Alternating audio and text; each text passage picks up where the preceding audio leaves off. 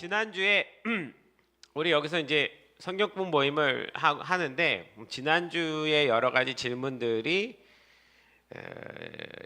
제가 답을 하면서 성경 공부를 하다가 주제가 선악과로 흘러가서 선악과의 의미에 대해서 좀 이야기를 나누는 시간을 가졌어요. 사실 기독교에 있어서 또 교회에 있어서 제일 민감하고 예민한 문제고 이게 이해가 되어야 하나님이란 분이 이해가 되거든요. 선악과를 왜 만드셔가지고 인간을 타락하게 만드셨는지 이게 항상 질문이니까 그 얘기를 잘 나누고 이제 마쳤을 때에 그 이야기를 잘 들었던 우리 준우 자매가 저한테 그 얘기를 하는 거예요. 목사님, 근데 오늘 이 이야기가 꼭 탕자 이야기랑 비슷하다고 생각이 들어요. 그러더라고요. 맞는데? 그래서 그럼 다음 주에는 내가 탕자 이야기 할게. 탕자에 대해서 얘기할게. 다음 주도 올래 그랬더니 꼭 올게요 그랬거든요. 그래서 오늘 제목은 탕자에 대한 이야기를 나눌 건데 6개월 전에 제가 탕자 설교를 했거든요. 근데 6개월 전에 했던 거 기억 안 나시죠? 근데 6개월 전에 제가 탕자에 대한 설교를 했을 때 영상에도 나와 있는데 그게 아마 2편이 될 거야. 어떻게 보면 1편을 빼고 갔는데 그때는 누가 진짜 탕자일까라는 제목을 했어요. 그래서 초점을 누구에다 맞췄냐면 첫째 아들한테 맞췄어요. 둘째 아들 탕자가 아니라 그 둘째 탕자를 대하는 첫째 아들의 마음의 상태를 가지고 누가 탕자일까 그래서 첫째 아들 쪽에다 초점 맞춰서 제가 말씀을 나눴는데 둘째 탕자에 대해서 너무 우리가 잘 안다고 생각해서 굳이 여러분들에게 그걸 말하진 않았는데 오늘은 원래 탕자인 둘째 아들의 이야기를 중점으로 다시 한번 좀 이야기를 나누면서 이게 선악과 이야기랑 진짜 비슷하구나라고 생각하시면서 들으면 좋을 것 같아요. 말씀 같이 한번 볼까요? 읽고 갑시다. 그래도 누가복음 15장 11절부터 있거든요. 또 이르시되 어떤 사람에게 두 아들이 있는데 그 둘째가 아버지에게 말하되 아버지여 재산 중에서 내게 돌아올 분깃을 내게 주소서 하는지라 아버지가 그 살림을 각각 나누어 주었더니 여러분 각각이란 말은 둘째만 받은 게 아니에요. 첫째도 받았다는 얘기입니다. 그 후 며칠이 안 되어 둘째 아들이 재물을 다 모아가지고 먼 나라에 가 거기서 허랑방탕하여 그 재산을 낭비하더니 다 없앤 후 그 나라에 크게 흉년이 들어 그가 비로소 궁핍한지라 가서 그 나라 백성 중 한 사람에게 붙여 사니 그가 그를 들로 보내어 돼지를 치게 하였는데 그가 돼지 먹는 쥐염 열매로 배를 채우고자 하되 주는 자가 없는지라 이에 스스로 돌이켜 이르되 내 아버지에게는 양식이 풍족한 품꾼이 얼마나 많은가 나는 여기서 주려 죽는구나 내가 일어나 아버지께 가서 이르기를 아버지 내가 하늘과 아버지께 죄를 지었사오니 지금부터는 아버지 아들이라 일컬음을 감당하지 못하겠나이다 나를 품꾼의 하나로 보소서 하리라 하고 이에 일어나서 아버지께로 돌아가니라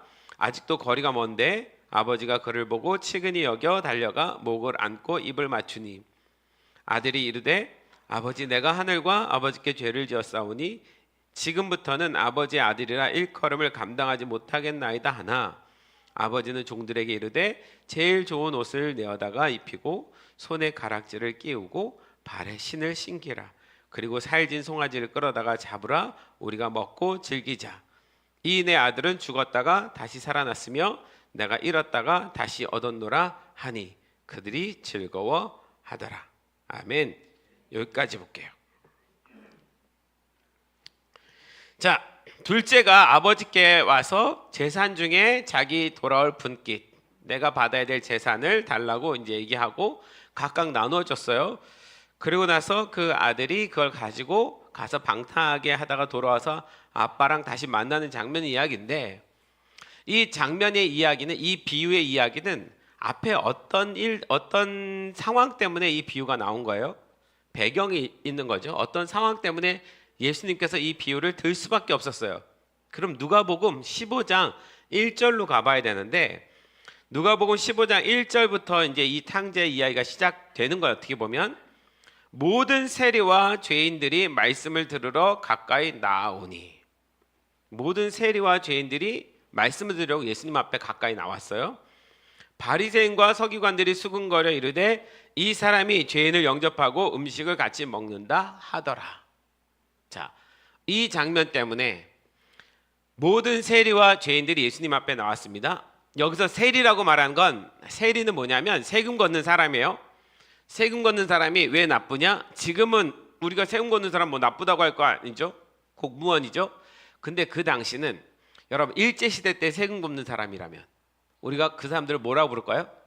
매국노라고 부르고 그러겠죠?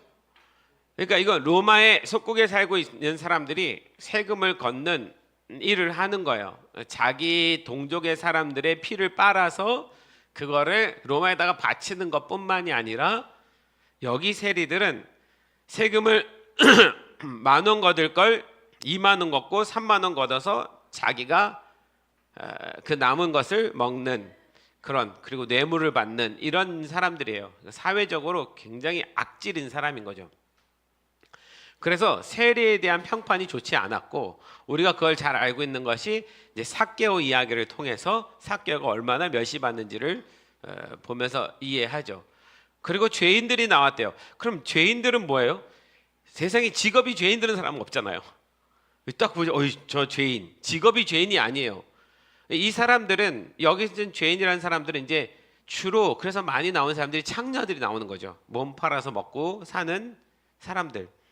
근데 그 당시 사회에 있어서는 율법을 어기는 사람들이 죄인인 거예요.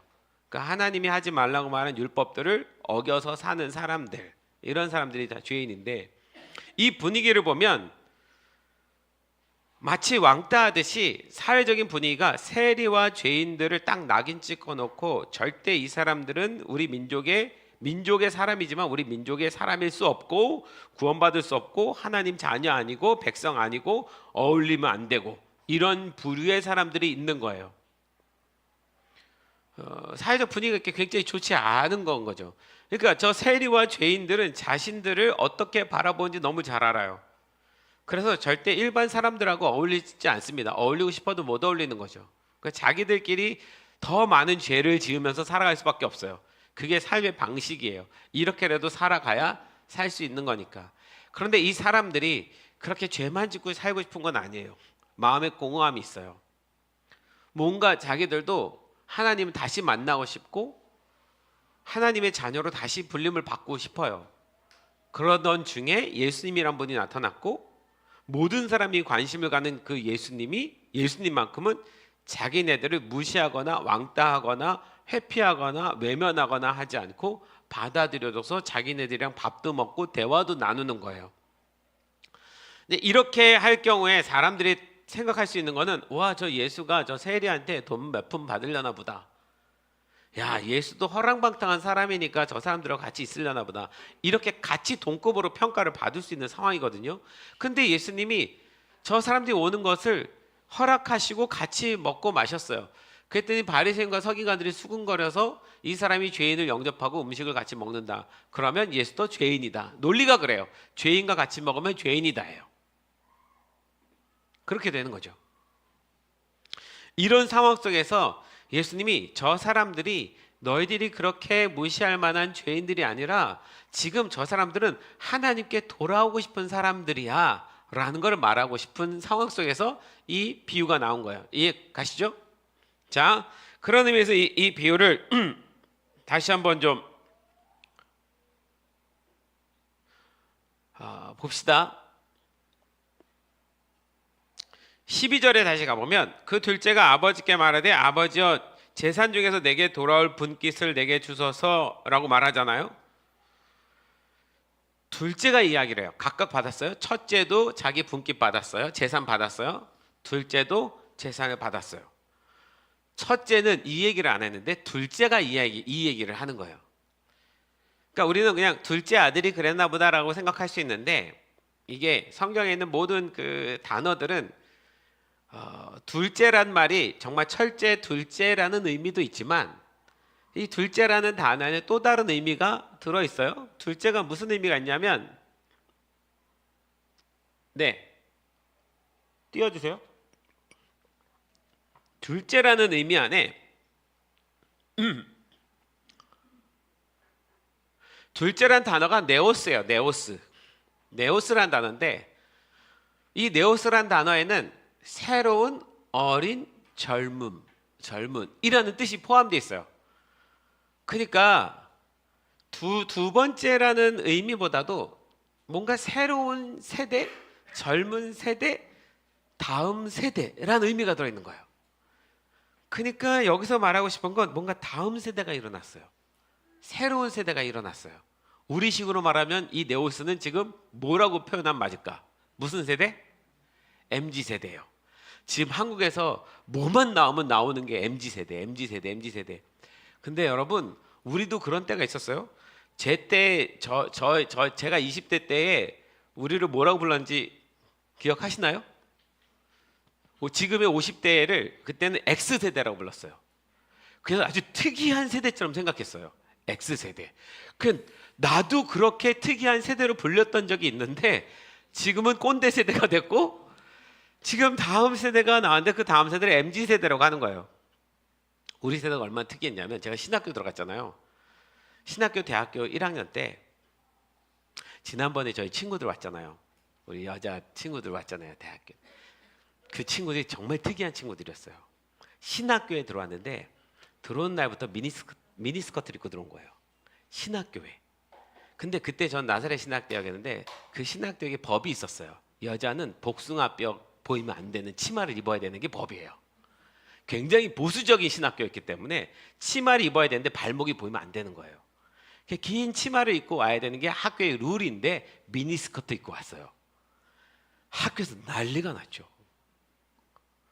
그러니까 새로운 세대가 출현한 거예요. X세대요. 2학년, 3학년, 4학년 선배들이 수업 시간 끝나면 쉬는 시간에 전부 1학년 교실에 와갖고 전부 쳐다보고 있는 거예요. 너무 신기해가지고. 그랬던 주범들이 그 친구들이었어요.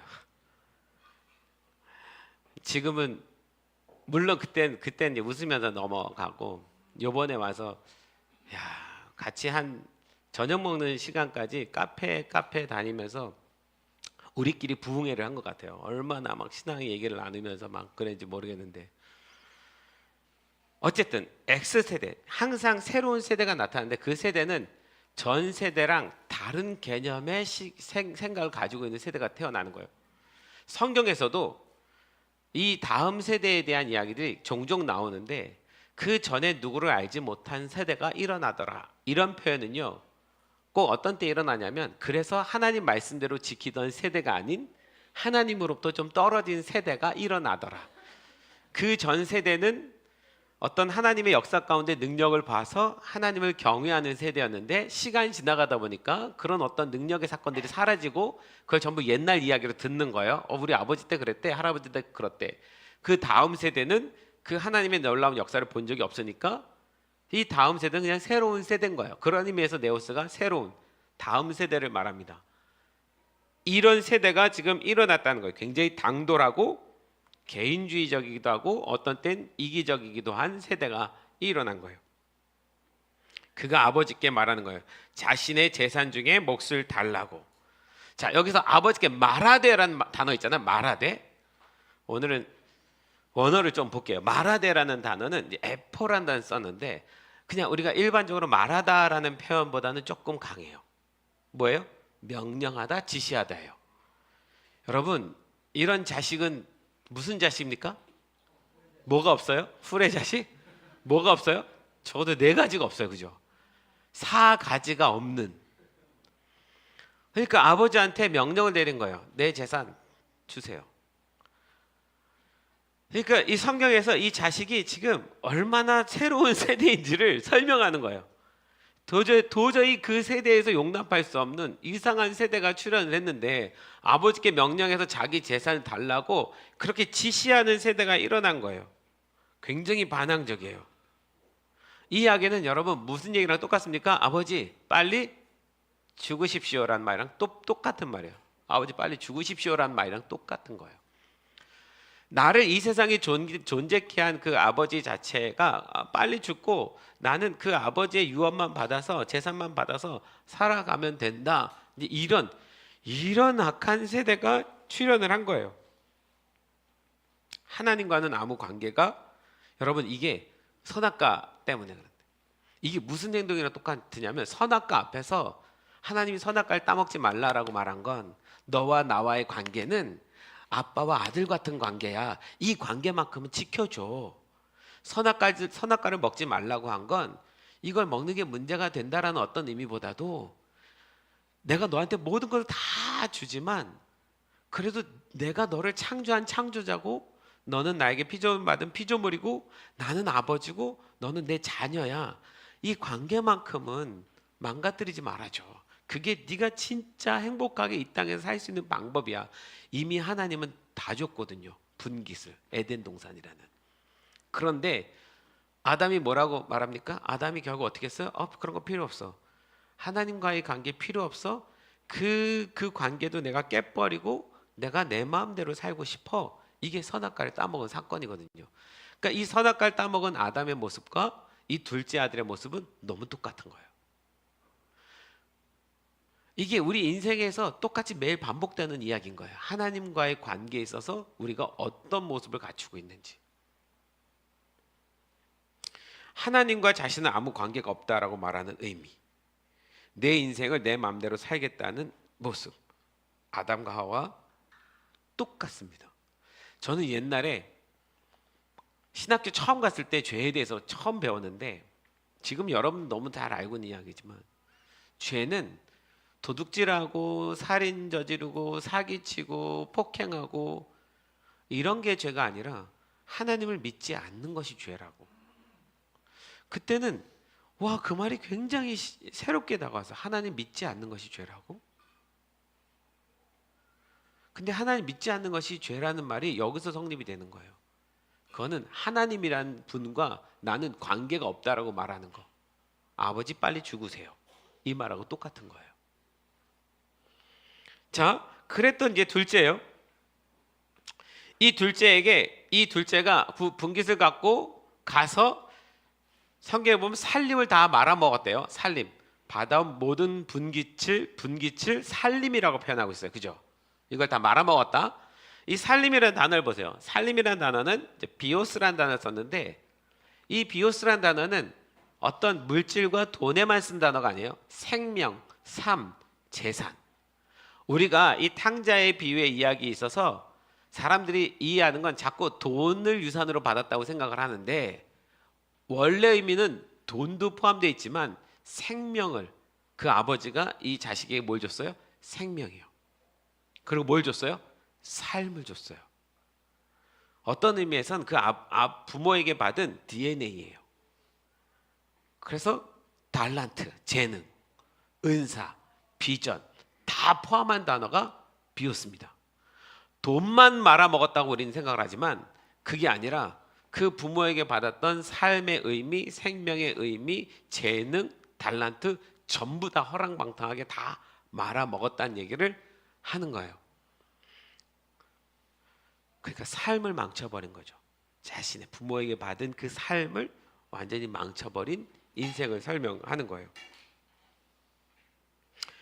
여기 허랑방탕이란 말은 아소토스, 방탕스럽게 떠들썩하게 부적절하게, 그러니까 그 모든 자신이 받은 그 생명, 삶, 비전, 은사, 재능, 달란트를 전부 방탕스럽게 부적절하게 부도덕적으로 다 쓰고 말았다는 거예요.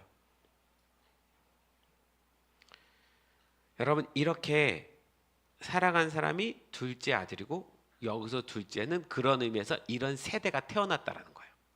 이런 세대가 일어났다는 거예요.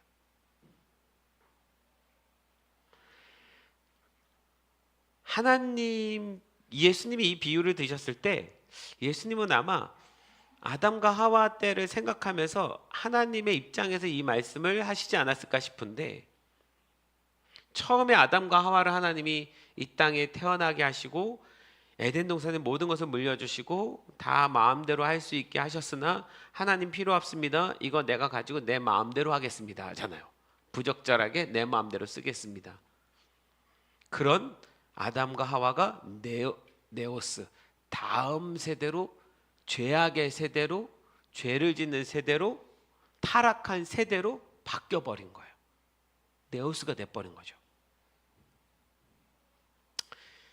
여러분, 아버지를 떠나는 삶이 곧 그래서 방탕입니다. 하나님 아버지께 받은 그 재능과 은사와 능력을 자기 마음대로 부적절하게 사용하는 것이 방탕입니다. 이걸 허랑방탕이라고 말하는 거예요. 그런 의미에서 보면 여러분, 우리도 허랑방탕 할 때 있습니까, 없습니까? 있죠. 그렇게 살았던 과거가 있고 지금도 가끔 그러긴 하는데 옛날처럼은 아니지만 지금의 다음 세대는 더 심해졌어요.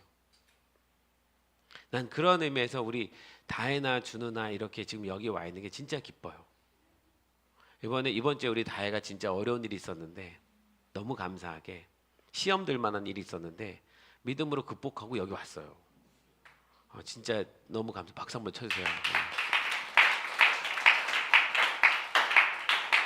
다혜가 나중에 조금 더 믿음이 자라면 그 부분에 어떻게 하나님이 나를 이렇게 인도에 가신지를 나중에 좀 듣고 싶은데 조금 더 믿음이 자라서 너무 고마운 건 제가 이번 주에는 다혜를 위해서 기도를 많이 했는데 상황이 그러니까 근데 네오스처럼 될 수 있었어. 네오스처럼 다시. 그런데 오늘은 돌아온 탕자가 다시 또 되는 거지. 우리 인생이 그래요. 어저께 우린 또 네오스처럼 살다가 오늘 탕자처럼 또 돌아오고 있는 사람이에요. 이게 과거의 어떤 한 사건을 의미하는 것이 아니라 우리의 삶이 매일 반복되는 거예요.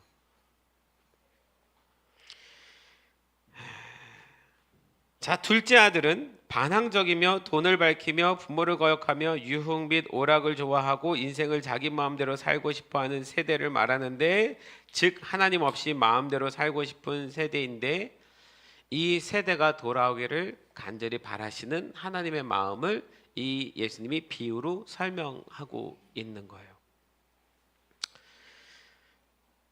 여러분, 최근에 2014년도에 이 질문이 한번 사회에 크게 이제 반향을 일으켰던 적이 있어요. 무슨 질문이었냐면, 기억나나 모르겠는데 청소년들한테 이런 질문을 했어요. 만약 10억을 준다면 10억이 생긴다면 죄를 짓고 1년 정도 감옥에 가도 괜찮느냐? 이 질문을 청소년들한테 물었던 게 있어요. 뭐라고 대답했을까요? 대부분의 청소년들이 뻔하죠. 1년 정도 감옥 갈 수 있다면, 감옥 가도 10억 받으면 괜찮다요. 대부분의 아이들이 괜찮다는 거예요. 이거는 감옥의 문제가 아니에요. 10억을 얻을 수 있다면 어떤 죄를 짓든 상관이 없다는 얘기예요. 감옥도 힘든 거지만 죄 져도 괜찮다. 이게 청소년들의 생각인 거예요. 그 2014년도에 고등학교의 응답자 중에 44%가 감옥 가도 괜찮다, 죄 져도 좋다, 이렇게 얘기한 거예요. 2015년에 똑같은 질문을 다시 했는데 그 고등학생이 44%에서 56%가 됐어요. 그러면 지금 2024년도에는 몇 프로쯤 됐을까요? 한 7, 80%는 감옥 가도 괜찮다, 죄 져도 괜찮다. 1년이라고 표현했기 때문에 그런데 1년이라는 생각도 없을 거예요. 내가 한 5년 고생하고 10억 벌면 뭐 그렇게 하지. 혹시 이 얘기를 듣는 중에 나도 그랬으면 좋겠다 이렇게 생각하신 분 없겠죠? 큰일 나죠? 근데 이게 지금 다음 세대예요. 그래서 이게 2014년도에 15년도에 사회적으로 굉장히 이슈가 됐었어요. 우리 다음 세대의 도덕적인 지수가, 윤리적인 지수가 어떻게 망가졌는지를 다 설명하고 있는 거예요. 10억이란 분기만 받을 수 있으면 허랑방탕하게 상관없다가 된 거예요. 점점 더 심해지겠죠. 그러면 이 얘기는 뭡니까? 우리의 다음 세대는 점점 다 뭐가 돼요? 점점 둘째 아들이 되어가고 있는 거예요. 네오스가 되고 있는 거죠. 걱정 안 해도 돼요. 이렇게 돌아온 애들이 있잖아요. 이렇게 돌아온 애들이 있잖아요.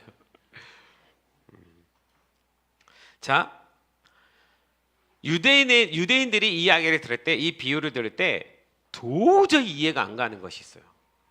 도저히 이해가 안 가요. 도저히 이해가 안 가는 이 어려운 이야기인데 왜 도저히 이해가 안 가냐면 그 이야기를 듣고 있던 유대인들은 어떤 개념의 생각 갖고 있냐면, 첫 번째, 아버지에게 재산을 달라고 하는 것은 곧 아버지가 빨리 죽기를 바란다는 것과 같기 때문에 이 예화는 말이 안 된다라는 얘기를 생각하는 거예요. 누가 감히 그럴 수 있을까라고 생각하는 거예요. 아까 얘기한 것처럼 선악과와 같은 의미죠. 두 번째, 유대인에게 있어서 이 둘째 아들이 이 재산을 가지고 분깃을 가지고 세상으로, 이방 세상으로 나아갔잖아요. 유대인에게선 세상으로 나간다는 것, 이방 세계로 간다는 것은 그것을 허락할 부모는 없다. 이 부모는 뭔가 잘못됐다. 왜? 유대인들은 부모 자식이 달라고 해서 그거를 줄 부모는 없다. 그 아들이 허랑방탕에 가서 그렇게 할 거라면 절대 주지 않는다. 그러면 여기 예수님 비유로 말씀하신 이 아버지는 유대인들의 부모와 비슷한 스타일입니까? 다른 스타일입니까? 다른 스타일이에요. 자, 이 질문에서 한번 질문해 볼게요. 지난번에도 질문했는데, 이 아버지는 이 아들에게 재산을 주면 가서 허랑방탕하게 다 쓰고 소비할 거, 허랑방탕하게 다 날려버릴 거 알았을까요? 몰랐을까요? 준우야, 알았을까? 몰랐을까? 알았죠. 딱 보면 싹수가 있잖아요. 그러니까 유대인들은 절대 주지 않는 게 유대인들이에요. 절대 안 줘요. 근데 이 부모는 줬어요. 그러니까 유대인이 생각할 때 이 사람 유대인 아니야. 유대인이라면 이렇게 안 할 건데. 여러분, 이 여기서 아버지는 하나님 아버지를 비유하고 있거든요. 하나님 아버지를 설명하는 거거든요. 하나님의 생각과 유대인들의 생각이 다른 거예요. 예를 들자면 우리가 선악과 질문에서 그 질문을 제일 많이 해요. 따먹을 거 알면서 왜 줬냐? 이거랑 이 상황이 똑같은 거예요. 그거 가서 허랑방탕 할 거 알면서 왜 주냐? 왜 줘요? 허랑방탕하게 할 거 알아요. 그런데 이 아버지의 마음은 허랑방탕에 있지 않아요. 뭐에 있어요? 돌아옴에 있어요. 어차피 못 깨달아요. 허랑방탕이야 돌아와서 깨닫고 돌아와요. 그러니까 그 상황을 허락해 주는 거예요. 하나님께서 우리가 죄 짓는 거 모르지 않아요. 죄 지으면 죽음으로 갚아야 돼. 절대 죄 짓지 마. 절대 선악과 따먹지 마라고 얘기는 하지만 죄를 지었다고 해서 우리를 버리시는 분이 아닙니다. 죄를 짓고 가는 모습을 아프지만 지켜봐요. 그리고 돌아오기를 기다리죠. 그러니까 이 유대인들은 하나님 아버지의 마음을 이해 못해요. 예수님이 세리와 죄인들과 같이 있었잖아요. 이해를 못해요. 진짜 경건한 유대인이라면 저 세리와 죄인들과 같이 있으면 안 돼. 허랑방탕한 사람들과 같이 있으면 안 돼. 그들의 죄 가운데 함께 있으면 안 돼. 라고 말하는 거죠. 근데 하나님은 이 땅에 죄인들을 구원하러 오셨거든요. 그렇게 평가하는 사람들도 죄인이거든요. 그러면 생각해 보십시오. 예수님을 만난 세리와 죄인들은 예수님 만난 후에 여전히 그렇게 돈을 착복하는 세리로 살았을까요? 삭개오 보세요. 바뀌었잖아요. 그렇게 안 살잖아요. 여전히 죄인들을 창녀들은 그렇게 살았을까요? 돌 맞을 뻔했던 창녀에게 예수님께서 다시는 그와 같이 살지 말아라. 다시는 죄를 짓지 말아라 말씀하셨고 그 여인은요 다시는 죄 짓지 않고 살아갔겠죠. 다 변화돼서 돌아와요. 그럼 예수님이 이 죄인들을 만난 이유는 뭐예요? 그냥 이게 세상 사람들의 모습인 거예요. 너희들이 스스로를 경건하다고 말하지만 아니야. 너희도 이 사람들하고 똑같은 거야. 근데 이 사람들은 적어도 너희랑 다른 게 하나 있어. 자기가 죄인인 거 알아. 너희는 죄인인 거 모르지. 죄인인 거 알아야 돌아와요. 죄인인 거 아는 사람한테 만나러 가는 거예요. 그래서 죄가 많은 곳에 뭐가 많다? 은혜가 더하더라. 그러니까 은혜를 많이 받으려면 뭐 해야 된다? 죄를 많이 져야 된다. 이렇게 또 생각하지 마시기를 바랍니다. 그런 식으로 가지 마세요. 그러니까 유대인에게 있어서 세상으로 나간다는 것은 이방 세계로 간다는 것은 그걸 허락할 부모가 없는. 그러니까 유대인 사고에서 하나님 아버지를 아버지로 제대로 이해하지 못하는 거예요. 하나님을 아버지의 사랑을 가진 하나님으로 생각하는 것이 아니라 어떤 절대적인 신인데 그분에게 우리가 철저하게 뭘 지켜야만 그분의 사랑을 받을 수 있는 율법을 지켜서 받는 은혜, 사랑 이렇게 되는 거예요. 율법을 지킬 수도 없는 사람들인데 여러분 이게 약간 우상숭배랑 같습니다. 세상 사람들이 여러 우상을 섬기는 수많은 그 민족들을 가서 보면 그 신이 사랑스러워서 그 신에게 비는 게 없어요. 사랑스러워서가 아니에요. 그 신이 나를 사랑하기 때문에 아니에요. 그 신이 나를 겁주고 그 신이 우리 집안에 화를 주고 그 신이 우리 집안에 뭐 문제를 일으킬까봐 제발 우리 집에 문제 일으키지 말고 복 달라고 비는 건 거죠. 그래서 그 세상에 있는 모든 우상숭배에게 있어서 그들이 섬기는 신은 아버지가 될 수가 없어요. 이런 아버지가. 하나님은 당신 자신을 아버지라고 계속 설명하고 싶어 하세요. 유대인들이 이해를 못한 거예요. 바리새인과 서기관은 성경을 연구해서 가르치는 사람인데 성경은 잘 아는데 하나님 누군지 몰라요. 저는 우리 그리스도인들이 그렇게 될까봐 저도 그렇고 두려워요. 오랫동안 신앙생활을 했는데 교회 다녔는데 하나님 잘 믿는다고 하는데 정작 하나님 아버지를 몰라요. 하나님 아버지의 사랑이 없어요. 그런 그리스도인 너무 많아요.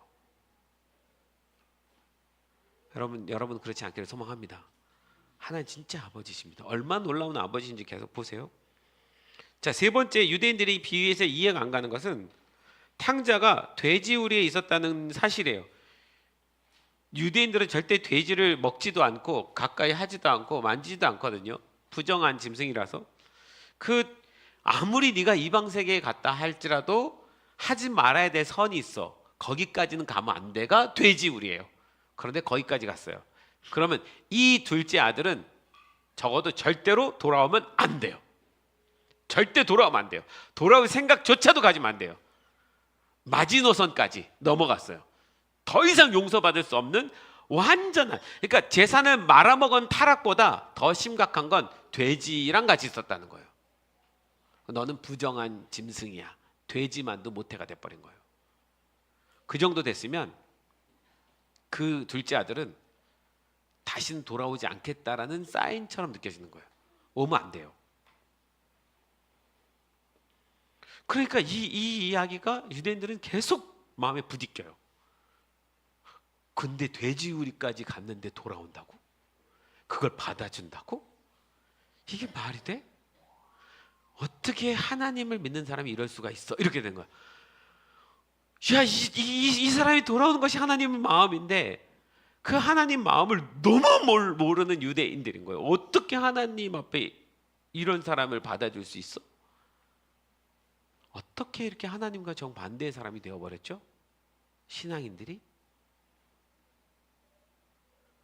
유대인만 뭐라고 할 수 있는 게 아니라 우리 그리스도인들이 그래요.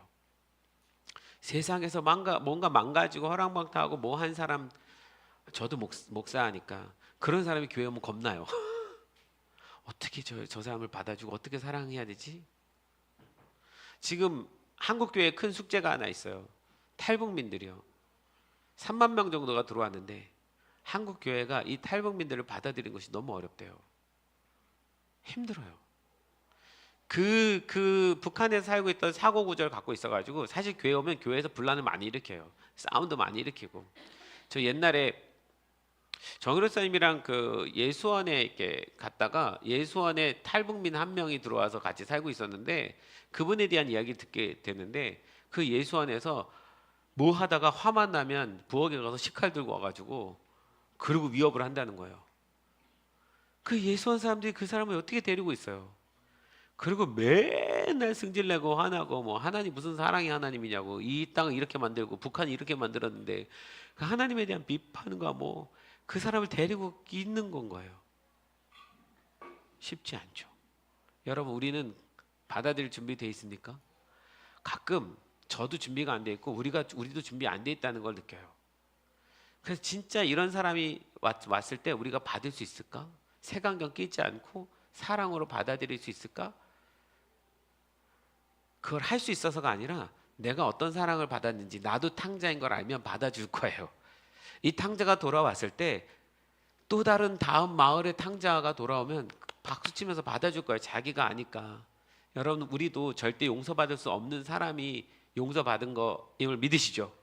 세상에서 볼 때는 우리가 허랑방탕하게 산 건 아니지만 하나님을 떠나서 하나님 모르고 하나님 뜻 가운데 안 살았던 우리들이잖아요. 다 똑같단 말이에요. 여러분 혹시 우리 교회에 정말 받아주기 어려운 어떤 사람, 그러니까 세상의 기준으로 봐도 가까이 가기 너무 어렵다 하는 사람이 온다 할지라도 우리 그리스도의 사랑으로 품을 수 있는 사랑을 가집시다. 할렐루야. 우리 정말 그랬으면 좋겠습니다. 할렐루야. 그러니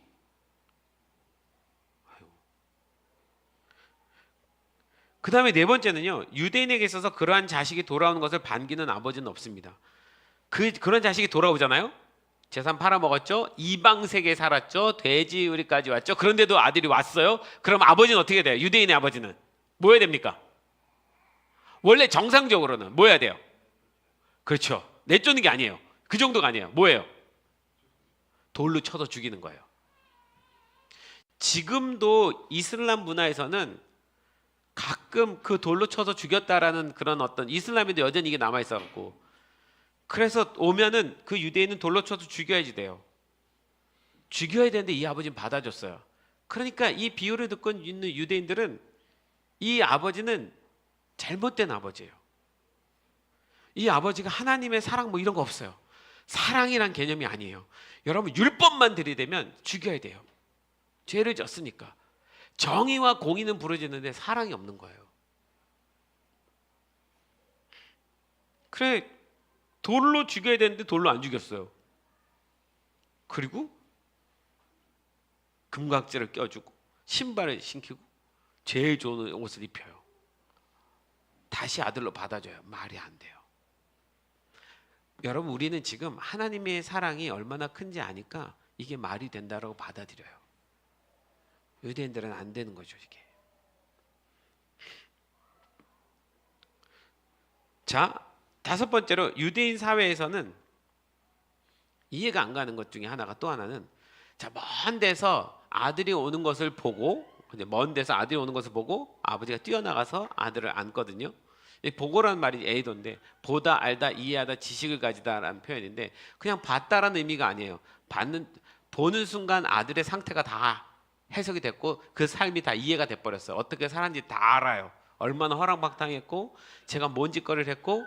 그러면 정상적으로는 돌로 던져야 되는데 그게 다 이해가 되는데 그거 뛰어가서 그 아들을 안아줘요. 사진 한번 띄워보세요. 그냥 알아서. 근데 여러분, 달려가잖아요. 달려가라는 단어가 트레코인데, 제가 트레코가 이게 트레코에서 트랙이라는 단어가 생각이 나더라고요. 트랙은 뭔지 알죠? 달릴 때 혹시 이게 트랙이라는 단어가 트레코에서 나온 건가 싶어서 찾아봤더니 맞아요. 트랙이라는 단어가 헬라어에서 출발했어요. 트레코예요. 달려가다라는 의미에서. 이때는 헬라어니까 지금 헬라어로 기록했잖아요. 그러니까 아버지가 막 달려갔어요. 성급히 달려갑니다. 경기장을 달리다라는 뜻이에요. 거기서 이제 트랙이란 말이 나왔는데, 근데 유대인의 아버지는 절대 뛰지 않습니다. 뛴다는 건 어떤 의미냐면, 그때 이게 치마같이 이렇게 하나로 된 이렇게 옷을 입잖아요. 치마같이 생겼거든요. 뛰려면 어떻게 되냐면 이걸 걷어서 올려서 허벅지를 드러내고 그래야 뛸 수 있어요. 이 상태로 못 뜁니다. 갔다가 자빠져요. 근데 유대인들에게서 허벅지를 보이는 거는 굉장히 치욕적인 거고 부끄러운 모습인 거예요. 보이면 안 되는 거예요. 근데 이 아버지가 뛰기 위해서 어떻게 합니까? 자기의 치부를 드러내고 그 부끄러움을 감수하면서 뛴 거예요. 그래서 아들을 향해 가서 아는 거예요. 이 얘기를 듣고 있던 유대인들이 이해가 안 가는 거예요. 아니, 그 타락하고 방탕하다가 온 아이들을 뭐가 좋다고 자기의 수치스러움을 드러내면서까지 그 아들을 만나러 가느냐? 우린 알죠. 누가 이렇게 하셨어요? 예수님이요. 하늘에 계신 하나님과 같이 계셨던 예수님이 죄인 된 우리를 살리시려고 하늘에서 뛰어내려오셨잖아요. 하나님이신 그분이 수치스럽게 인간의 모습을 입으셨잖아요. 그것도 죄인의 모습을 입으셨잖아요. 그것도 죄인으로 낙인 찍혔잖아요. 죄인 중에 제일 괴수 같은 죄인이 져야 될 십자가를 지셨잖아요. 그리고 벌거벗김 당하셨잖아요. 채찍 맞으셨잖아요. 그리고 십자가에 달리셨잖아요. 너무 부끄러운 일을 당하셨어요. 근데 그게 그분은 하나도 부끄럽지 않아요. 왜? 당신의 자녀를 살릴 수 있기 때문에. 이게 지금 아버지 마음이에요. 이 탕자의 비유에 아버지 하나님과 예수님의 사랑이 다 드러나요. 여러분, 우리가 그런 주님의 사랑을 받고 있음을 믿으십니까? 우린 계속 기억해야지 돼요. 제가 올해 들어와서 제일 많이 묵상하는 게 예수님이고 예수님 십자가예요. 물론 당연히 목사니까 그래야 되겠지라고 생각하겠지만, 이전에 이렇게 내가 예수님을 묵상하고 예수님 십자가의 은혜를 생각했던 적이 있었는가? 그러니까 이 예수님의 은혜, 하나님의 은혜를 과거에 어떤 내가 은혜를 받았던 때로 자꾸 여기고, 나는 그냥 그 은혜를 받은 자로 이제 그냥 살아가는 사람으로만 자꾸 생각하는 거예요. 그런데 그러면서 뭐가 문제가 있냐면, 그래서 내 삶에 그리스도의 열매가 맺혀지느냐? 왜 우리의 삶에 그리스도의 열매는 맺혀지지 않을까 싶었더니, 내가 주님으로부터 어떤 사랑을 받았고 어떤 은혜를 받았는지를 알아야만 그 사랑이 너무 감사해서 내게 다가온 내 이웃 누구 한 사람을 사랑할 수 있는데, 내가 그 하나님의 은혜의 사랑을 깊이 묵상하지 않고선 내게 다가오는 나한테 불편한 어떤 사람을 내가 용납하거나 받아줄 수가 없는 거예요. 싫은 거죠, 지금은. 이 사람과 같이 하기가. 그게 너무 당연한 거예요. 그런데 이렇게 보면 그렇게 탕자처럼 타락하고 방탕하고 도저히 용서할 수 없는 둘째 아들과 같은 우리를 그 아버지 하나님께서는 다 받아줬는데, 나는 조금 나한테 불편한 사람을 받아주고 싶지 않은 마음을 가졌다는 거죠. 이건 이 사랑을 충분히 누리고 느끼고 깨닫고 있지 못하니까 이 일들이 일어나는 거예요. 내가 불편하고 힘든 사람을 다시 사랑할 수 있게 된다는 건, 그거는 내가 하고자 해서 하는 게 아니라 내가 어떤 사랑을 받았는지를 다시 한번 깨닫고 느껴야만 그 힘으로 이게 가능한 거예요. 내 힘으로는 절대 사랑 못하는 거 아시죠? 그죠? 동의하십니까? 따라해보세요. 내 힘으로는. 옆 사람에게 이렇게, 내 힘으로는 너를 도저히 사랑할 수가 없어. 도저히 사랑할 수가 없어요.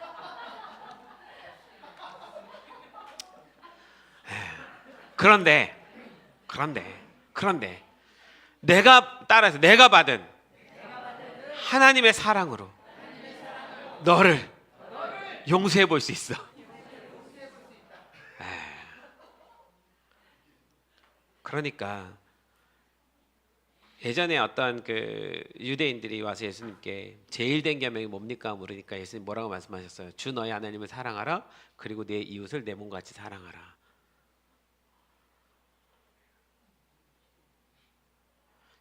첫째는 주 너희 하나님을 사랑하라. 둘째는 내 이웃을 내 몸같이 사랑하라. 여기서 둘째는 또 다른 의미입니다. 어떤 의미냐면, 이 둘째란 단어는 첫째와 같은 수준으로, 첫째와 같은 크기로. 그러니까 하나님을 먼저 사랑한 사람이 이웃을 사랑할 수 있어요. 이 이야기는 내가 지금 이웃을 사랑하기 어렵다는 건 그 하나님의 사랑 안에 있지 않다라는 것을 설명하는 거예요. 그러니까 제가 저를 돌아보면서 내가 이 사랑이 내 안에서 안 일어나는 나를 보면서 내가 얼마나 하나님 사랑에서 멀어져 있는지를 보게 된 거예요. 그래, 다시 하나님 사랑으로 돌아갈 수밖에 없어요. 저도 탕자더라고요. 우리 모두 다 탕자일 수 있어요. 아버지께로 다시 돌아가서 그 사랑 안에 있어야. 자, 6번째, 유대인에게 있어서 이러한 아들에게 잔치를 베풀어 주신 아버지는 미친 아버지입니다. 미친 아버지예요.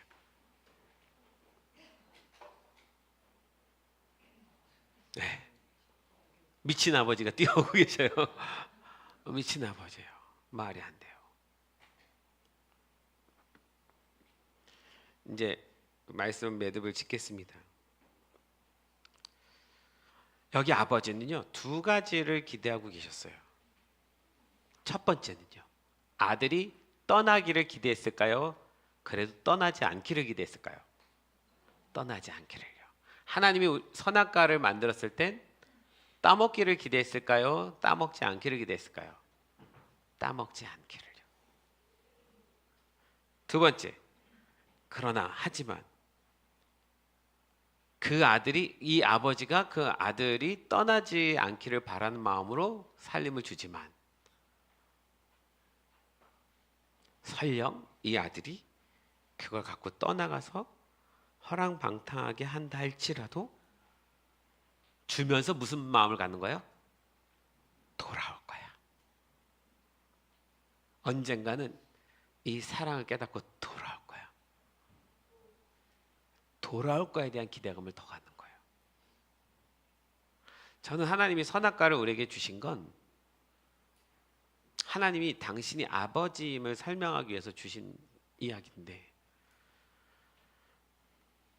그 선악과를 따먹지 말라고 하면서도 하나님은 설령 따먹게 된다 할지라도 나는 버릴 수 없어.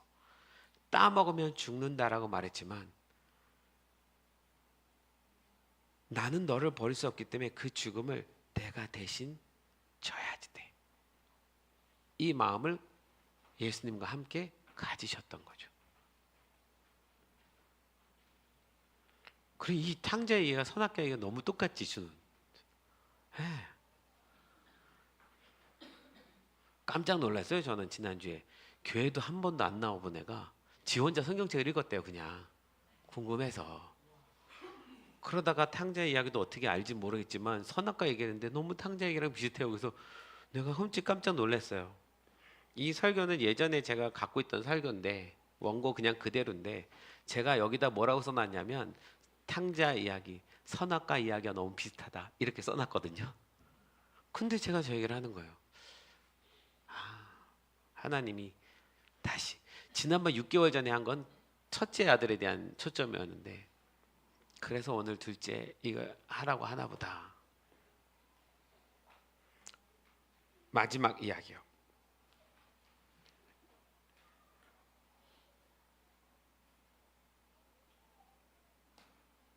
자,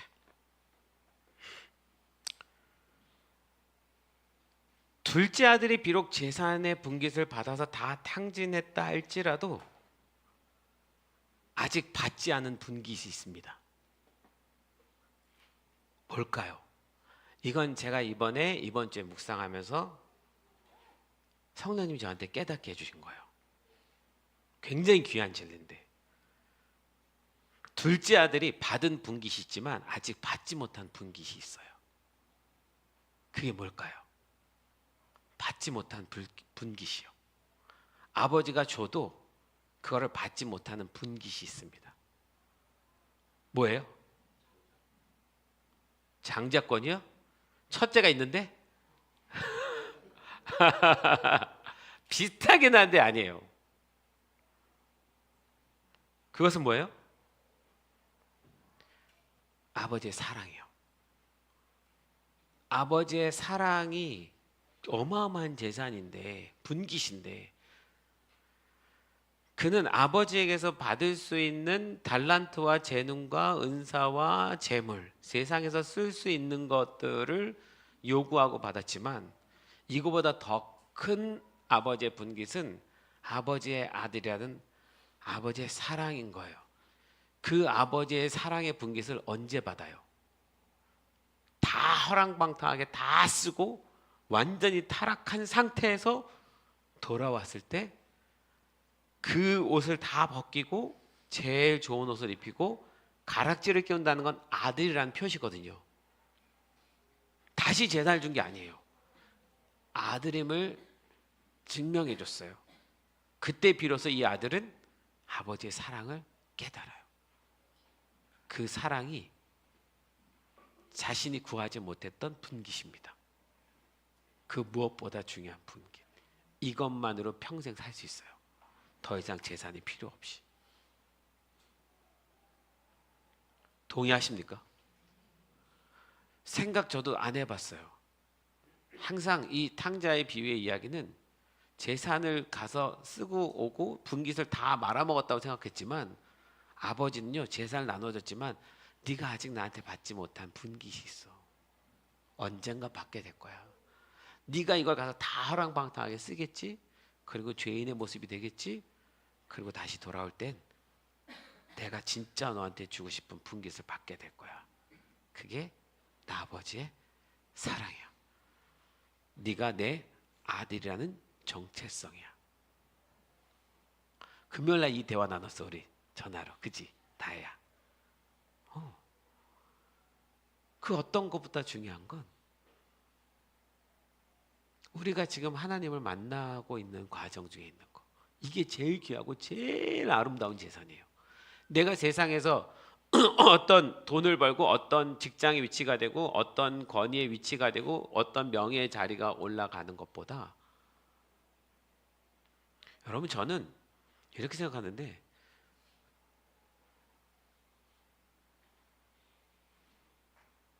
이번에 그 홍천에 방문한 사람들은 그들이 영광이에요. 그들이 영광을 받는 자리에 간 거예요. 이렇게든 저렇게든 하나님의 기도가 있는 그 자리에 찾아온 사람들이에요. 거기 머물다 간 거예요. 세상에서 볼 땐 그분들이 유명한 분인지 모르겠지만 하나님 나라에서 볼 때는 집사님 부부가 더 유명해요. 네. 세상에서 볼 땐 그분들이 더 분깃이 있을 것 같이 보이지만 사실은 하나님 나라에선 에브라임에 더 큰 분깃이 있어요. 그 분깃의 자리에 그 사람들이 간 거예요.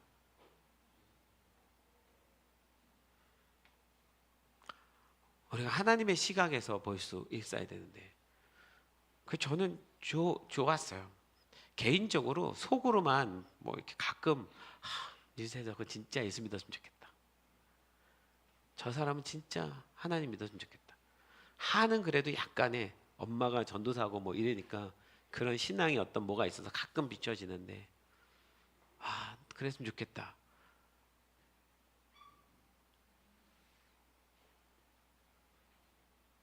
여러분 우리 인생의 제일 큰 분깃은 아버지 하나님의 사랑인 거 믿으십니까? 네. 그러니 세상에서 뭐 조금 안 된 것 때문에 막 앙달복달해서 막 힘들 필요 없어요. 우린 그 사랑을 그 분깃을 빼앗겨 본 적이 없는 사람들이니까. 그걸 나는 갖고 있는 사람들이니까. 우상숭배는 다른 게 우상숭배가 아닙니다. 하나님께 뭘 요구하고 바라고 근데 그 하나님 내가 요구한 대로 해주지 않았을 때 삐지고 이거는 세상 사람들이 하는 거랑 똑같은 거예요. 세상에서 우상 숭배하는 거랑 똑같은 거예요. 하나님은 이런 식으로 우리가 하나님을 섬기기를 원치 않아요. 그러니까 여러분 예수 믿으면 복 받습니다는 말은 맞기도 하면서 틀려요. 예수 믿으면 복 받습니다. 우리의 영혼이 구원을 얻는 거 하나님의 그 사랑 안에 들어가는 거는 당연히 복이에요. 근데 이 복을 예수 믿으면 복 받습니다라는 말을 예수 믿으면 돈 많이 법니다. 직장에 성공합니다. 뭐 합니다. 절대 이런 거 아니거든요. 예수 믿었더니 더 힘들더라. 그럴 때 있어요, 없어요? 있어요. 예수 믿으니까 더 힘들어져. 이것도 못해, 저것도 못해. 못하는 게 많아져. 왜? 주님이 싫어하니까.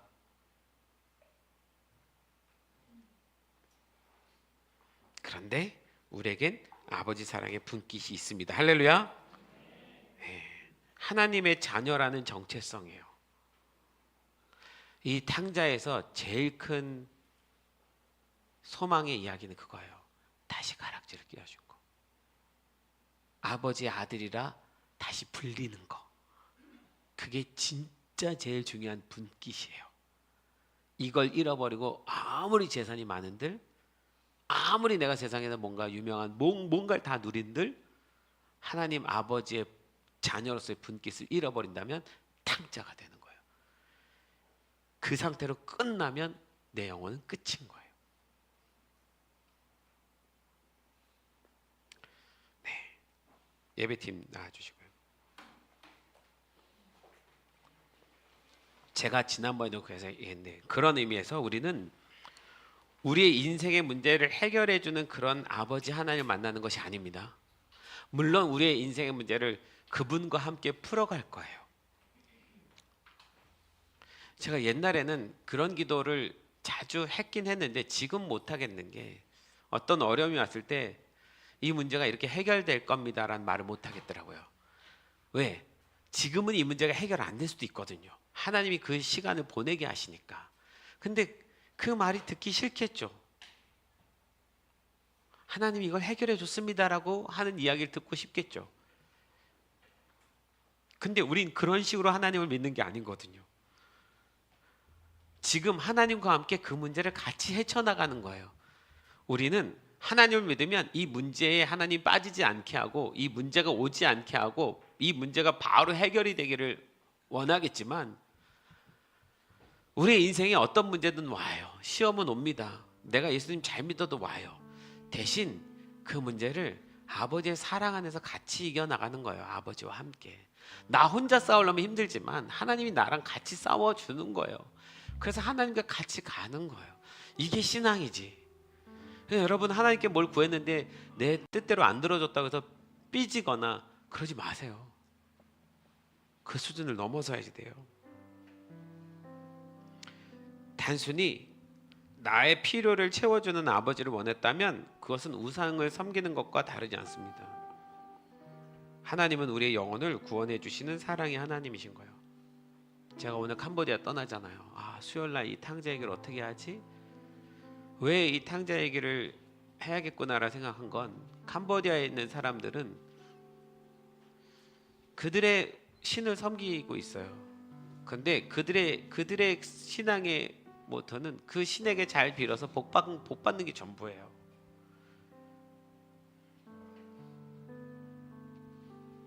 근데 뭔가 빌어서 복을 주는 신이 아닌,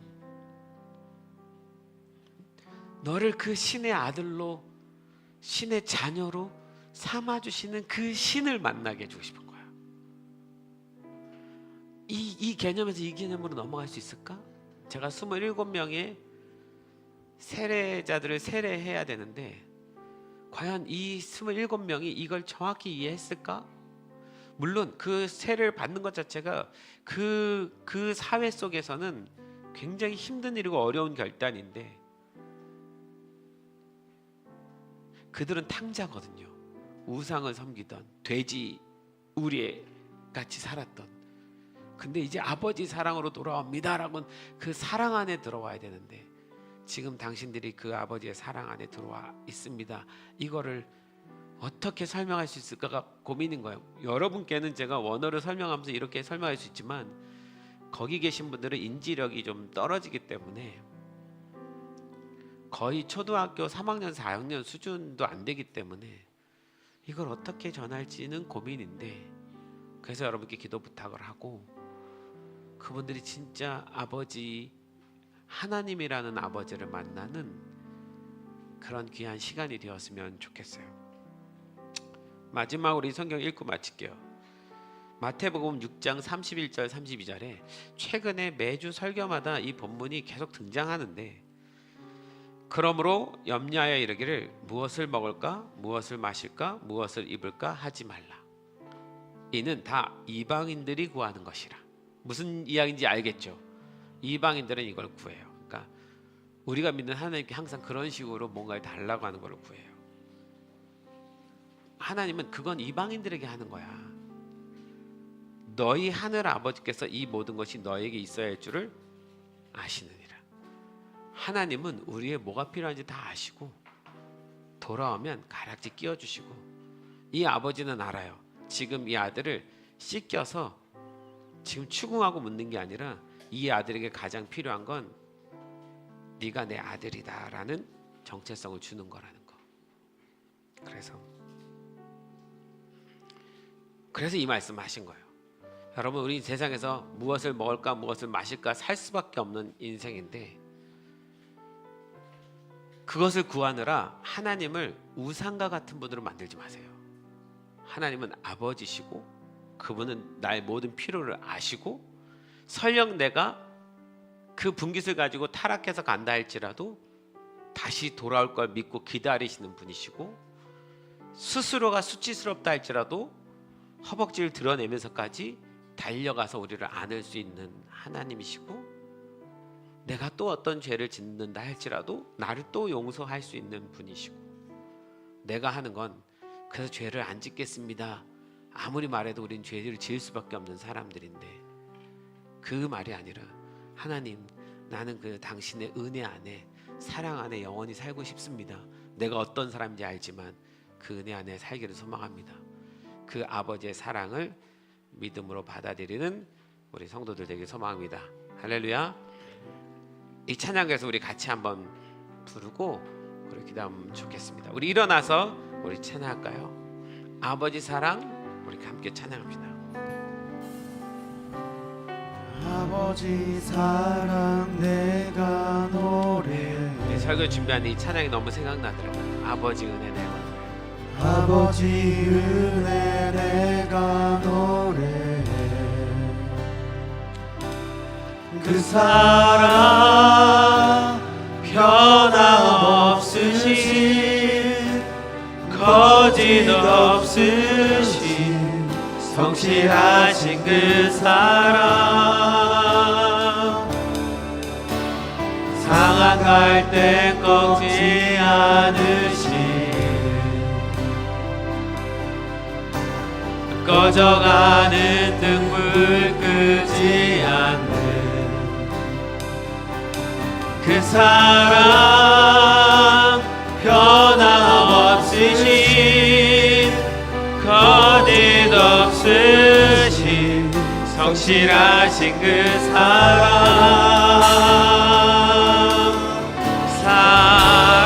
사랑 그 사랑 날 위해 죽으신 날 위해 다시 사신 예수 그리스도 다시 오실 그 사랑 죽음도 생명도 천사도 하늘의 어떤 권세도 끊을 수 없는 영원한 그 사랑에 우리 처음부터 다시 한번 찬양합니다. 아버지 사랑 내가 노래. 아버지 은혜 내가 노래. 다시 한번 아버지 사랑 내가 노래. 아버지 사랑 내가 노래. 아버지 은혜 내가 노래. 아버지 은혜 내가 노래. 그 사랑 변함없으신 거짓 없으신 그분의 사랑은 성실하십니다. 성실하신 그 사랑 상한 갈대 꺾지 아니하시니 상한 갈대 꺾지 우리 아픔을 다 아시는 분이 않으신 우리가 어떻게 연약한지 다 아십니다. 꺼져가는 등 우리가 어떤 죄악 가운데 있는지도 다 아시는 분이에요. 그 사랑 변함없으신 거짓 없으신 성실하신 그 사랑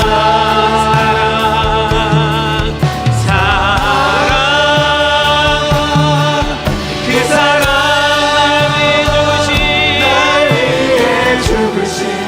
날 위해 다시 사신 예수 그리스도 다시 오실 그 사랑 죽음도 생명도 천사도 하늘의 어떤 권세도 끊을 수 없는 영원한 그 사랑 그 사랑 날 위해 죽으신 날 위해 다시 사신 예수 그리스도 우리 그 사랑을 다시 한번 기억하면서 죽음도 생명도 천사도 주님은 그런 아버지 사랑을 가지신 분이십니다. 끊을 수 없는 영원한 우리 가슴에 손을 얹고 그 사랑 그 사랑 날 위해 죽으신 날 위해 다시 사신 예수 그리스도 다시 오실 그 사랑 죽음도 생명도 천사도 하늘의 어떤 권세도 끊을 수 없는 영원한 그 사랑 예수. 우리 1분간만 좀 같이 기도하는데 어떻게 내가 기도하는지 잘 몰라도 괜찮아요. 그 사랑이신 하나님께 말하는 거예요. 오늘 이 말씀을 있는 마음으로 하나님, 당신 나의 아버지 되시는 분 맞습니다. 하나님은 정말 날 아버지처럼 여기시고 내가 어떤 죄 가운데 있다 할지라도 내가 돌아오기를 바라시고 언제든 나를 자녀로 다시 영접해 주시고 나를 사랑으로 안아주시는 하나님의 사랑입니다. 주님, 제가 비록 세상 가운데 그 분깃을 마음대로 썼던 인생이었다 할지라도 아버지의 사랑의 분깃을 다시 받을 수 있는 그런 사랑의 자녀가 되고 싶습니다. 내가 이미도 예전에 예수님을 영접했던 사람이라 할지라도 다시 그 사랑을 내가 영접합니다, 받습니다라는 믿음으로 하나님께 감사한 마음에 고백의 기도를 한 1분간만 우리 주님께 드리겠습니다. 기도합니다. 내 사랑하는 주님, 주님 감사합니다. 하나님, 이 하나님의 사랑을 성령님 우리에게 가르쳐 주시고 깨우쳐 주시고 이 놀라우신 예수 그리스도의 사랑을 우리를 자녀 삼아 주신 사랑을 이 분깃을 절대로 잃어버리지 않고 살아가는 주님의 자녀들이 되게 도와주시고 주님, 우리가 세상 사람들 이방 사람들처럼 그렇게 하나님을 섬기는 자가 되지 않기를 소망합니다. 나에게 무엇을 해주시는지 아닌지 그것이 궁금한 것이 아니라 내가 아버지께로 돌아가야만 아버지의 자녀로서 다시 인정받을 수 있는 믿음으로 고백하며 그렇게 오늘도 예수님의 사랑을 영접하며 아버지 하나님의 사랑을 영접하며 살아가는 믿음의 사람들이 될 수 있도록 도와주시옵소서. 주님, 이곳에 찾아온 당신의 자녀들이 있습니다. 한 명 한 명 주님, 한 명 한 명 살펴봐 주시고 이 하나님 아버지의 사랑을 깨닫고 느끼고 걸어갈 수 있는 믿음의 자녀들 되게 도와주시옵소서. 진짜 아버지를 만나는 진짜 상대도 부러워하는 그런 주님의 자녀들 되게 도와주시옵소서. 주님, 그렇게 믿음으로 살아가길 소망하는 내 자녀들 가운데 함께 하시길 소망합니다. 주님, 당신이 말씀하십니다.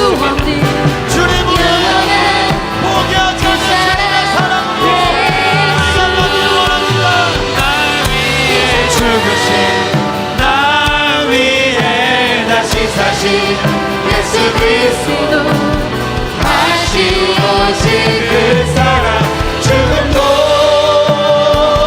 생명도 천사도 하늘의 어떤 것에도 끊을 수 없는 영원한 그 사랑 예수. 우리 아까 불렀던 찬양 한 번 더 부르고 오늘 마치면 좋겠는데, 나보다 나를 잘 아시는 주님, 우리 같이 찬양할까요? 여러분, 주님은 나를 너무 잘 아십니다. 할렐루야. 하나님 나를 너무 잘 아시는 분이십니다. 나보다 나를 잘 아시는 주님, 우리 박수 치면서 내가 주를 떠나 어디로 가겠나이까. 나 어딜 가든지 주의 손이 나를 인도하시며 주의 오른손이 나를 붙드시리라. 나를 창세 전부터 계획하시고 지금까지 인도하시네.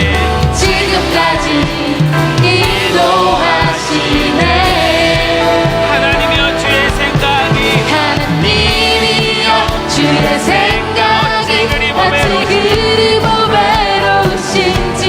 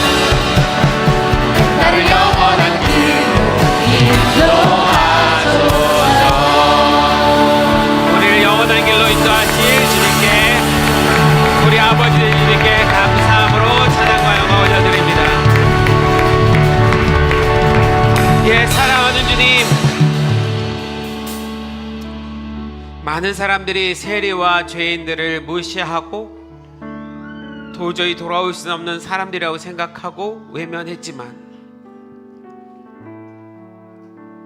주님, 우리가 바로 그 세리고 죄인임을 깨닫습니다. 그 우리를 구원하시기 위해서 하나님 아버지의 분깃, 자녀됨의 분깃을 가지고 이 땅에 내려오신 예수님 당신을 믿습니다. 비록 우리는 하나님의 그 은혜와 사랑을 알지 못해서 내게 주신 내 인생, 삶, 비전, 재능, 은사 다 내 마음대로 쓰고 허랑방탕하게 사는 인생이었지만 그럼에도 내가 모든 것을 다 잃고 허망하여질 때 다시 돌아오게 해주시고 다시 자녀로서의 가락지를 끼워주시고 가장 좋은 옷을 입혀주시는 그 아버지처럼 하나님께서 우리를 당신의 자녀로 받아주신 것 감사합니다. 주님이 사랑으로 우리도 사람들을 사랑할 수 있게 도와주십시오. 이 사랑을 잊지 않게 도와주십시오. 세상 사람들이 우상을 섬기듯이 하나님 섬기지 않게 해주십시오. 하나님은 아버지십니다. 우리의 사랑이십니다. 그 사랑 때문에 우리가 주님 당신을 따라갑니다.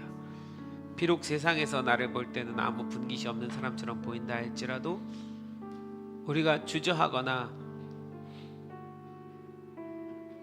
우리가 힘들어하지 않을 것은 우리는 아버지 하나님 당신의 자녀로서의 분깃을 받은 자녀이기 때문입니다.